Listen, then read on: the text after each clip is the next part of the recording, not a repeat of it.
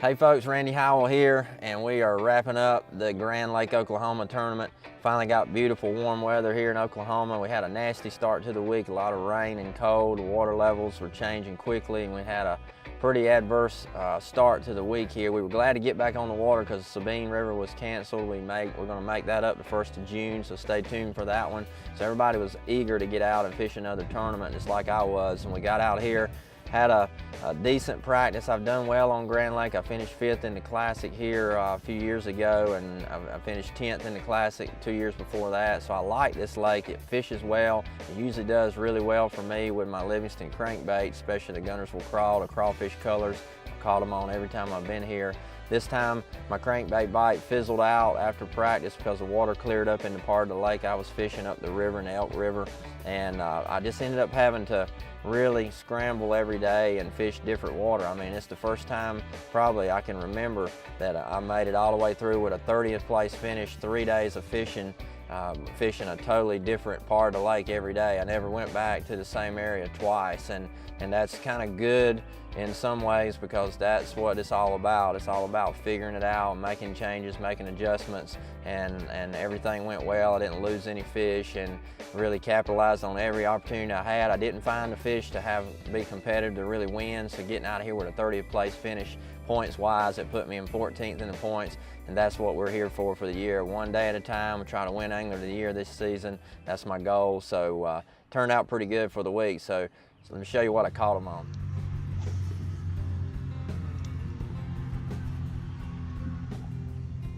Well, day one I ended up catching a good bag the first day, 17 pounds, 2 ounces, with the help of a 5-pound, 6-ounce fish. I caught them that morning on a spinnerbait. This is a 3/4 ounce hog collar. I kind of made this up myself. I put a big number 7 or 8, I don't know which size this is, big Indiana blade. Gives a lot of vibration like a Colorado, but flash like a willow. I put a pink Cinco on the back just to add some bulk to it and a little bit more color in that muddy water. And these fish were spawning in these pockets, but they were off the bank and you couldn't see them, and I was really surprised. I threw the spinnerbait around the beds first morning before I went to try to sight fish with my Cinco and my flapping hog, and the fish bit the spinnerbait. So I caught 4 that weighed 14 pounds out of that one pocket before I left. So the spinnerbait really worked good that morning, and then I kind of got stuck on it because I kept thinking if I kept it in my hand I'd catch more big ones on it. I never caught any more good ones the rest of the day. I caught probably 10 or 15 little ones on it, but the spinnerbait, hog collar, bright colored bait paid off on day one with 17.2. This is what you gotta have right here on them days.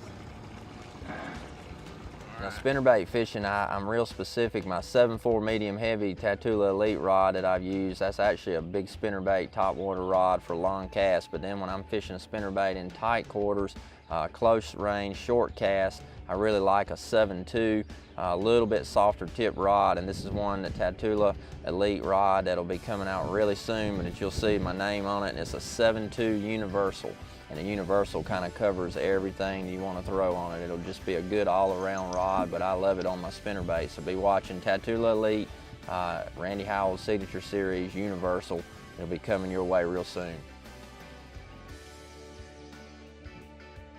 All right, this is the Table Rock Shad, cherry picker, the Jerkmaster 121C. I throw this bait a lot for jerkbait fishing. It was catching fish on the lake some during the week, but on this particular day, I used it on a bed fish that I couldn't get it to bite. I fished for it for about an hour, and if we could ever get that sound down on a bed fish, it really fires them up, and I knew that, so I pulled it down in the bed. It sinks down on its nose, and it's standing in the bed, and I barely can see the fish, and I watch him come running into the bed. He just kills it. It looked like a mustache across his face there. He eat the thing. He was mad at it when he heard that sound. So I use this sometimes to fire a bedfish up, and this particular time the bedfish actually eat the bait. So check out the Jerkmaster 121 for a bedfish. Sometimes you can't get it to bite. It will catch fish for you. And that was a key 3.5 pounder to help me have that 17 pounds the first day.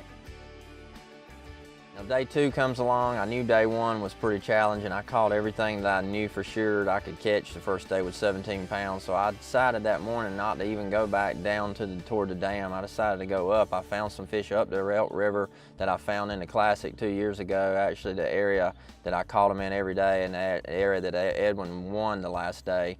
and it was a very clear water area. Nobody kind of fished up there much because it wasn't a lot going on, but I found just enough bedfish up there, and I marked them on my Lowrance. I took a chance and went up there and gambled that day, and I caught 15-15, and that was the day that helped me survive. I ended up having to sight fish them in really clear water up that river, and those fish were hard to make bite. I caught a couple of them on a pink crawl sight fishing just so I could see it, and then some of the key ones there, the last three I think that I caught on that bedfish pattern was this chartreuse pepper Yamamoto lizard, and sometimes it really makes these fish mad. I don't know, it's such a bright glow to it.